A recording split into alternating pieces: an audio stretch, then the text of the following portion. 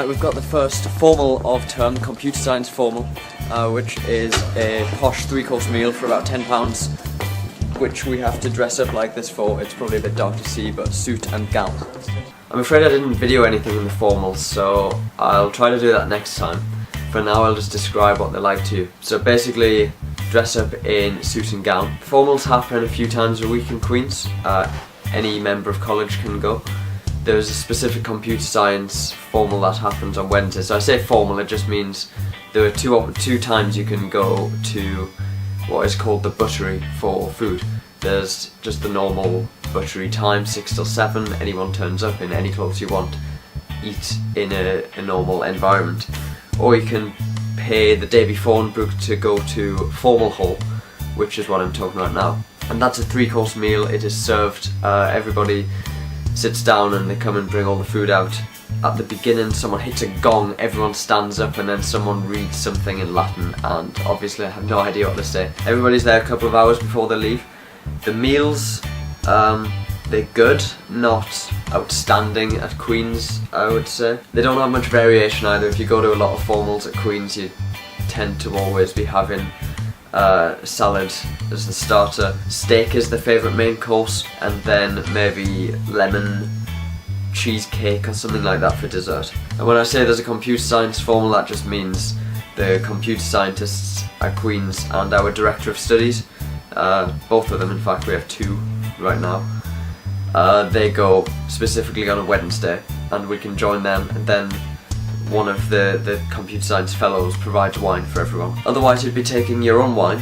The rule is you're allowed half a bottle of wine each. It used to be that you could take a full bottle of wine each, but they decided everybody got too drunk. So they changed it to half a bottle, which to me just encourages people to down half a bottle of wine before they even go into the room. I mean, excuse my voice, I have definitely caught freshers flu now. According to Wikipedia, 90% of students at university catch freshers flu in the first few weeks, so if you're starting uni, just expect to get a cold when you get there. Formal was followed by a couple of drinks in the bar, then a relatively early night, up early the next day for the first lecture. I was riding along quite happily to the first lecture this morning, to the computer lab, and then my handlebars fell off.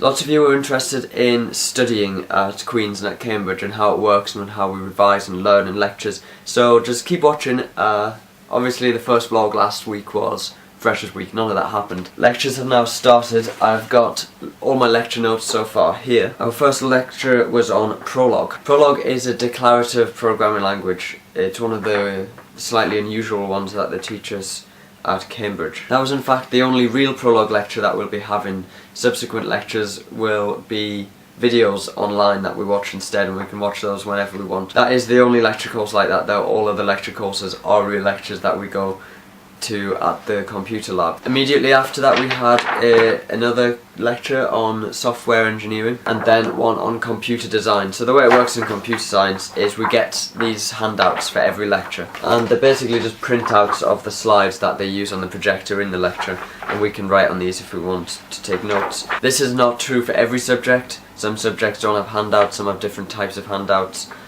Some lecturers wouldn't use slideshows like they do for us. Concurrent and distributed systems, logic and proof, and mathematical methods for computer science. Computer science lecture courses are maybe on average 8 lectures long, they vary a lot. This is the timetable for computer science lectures, which is the most confusing timetable in the world.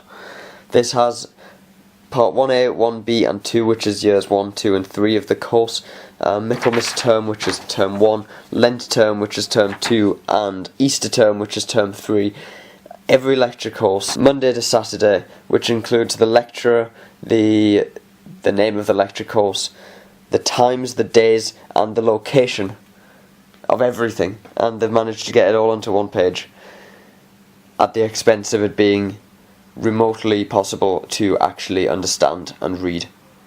The lectures were followed by the first hardware practical of term, which included no hardware for the first week. We instead learnt a language called System Verilog, which is used to describe logic and hardware circuits and things like that with words instead of with diagrams. We then got given this at the end of the practical. Now this is basically a tablet, a really big one called a T-pad. Now we don't get to keep these, but this is what we'll be using apparently for the hardware practicals for the rest of the term. It looks quite cool.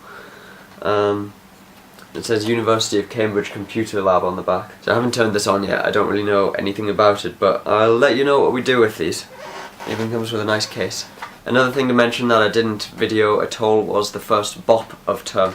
Now Bops in Cambridge are the parties, discos, club nights, whatever you want to call them, inside of college. They're all themed. The first one was back to school. Everyone was there in white shirts and ties, a surprising number of people with their top buttons done and their shirts tucked in. You get a DJ to play, the bop lasts for a couple of hours. Now this is again something that's different at every college. This is just my experience with Queen's Bops. The Bops are not great value at Queen's, they're £5 to get in. People don't really turn up until 11:30. If you go before then it's pretty empty.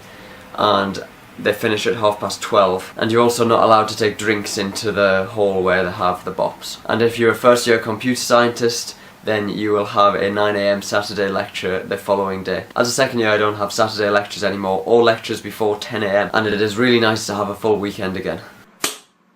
The food didn't look great in the Buttery tonight, so we've got a ready meal instead, which is about all we can do in here with no oven. I'm now walking to lectures due to the lack of bike. This year I have 3 lectures Monday to Friday, from 10 to 1 every day, same place, same lecture theatre. Except for the video lectures. While we have those, we only have 2 on Tuesdays and Thursdays. But yeah, we have 3 hours, most days, in the same lecture theatre, which is nice and handy, but a bit unpleasant. Walking this way kind of cheers me up on a morning because I have to walk past this lab, which is where I did physics practicals last year. And it reminds me that I don't have to do those anymore. This is the Computer Science Lab, the William Gates building. The back bit is where they do loads of research. The front bit with windows is where lectures and practicals and supervisions happen.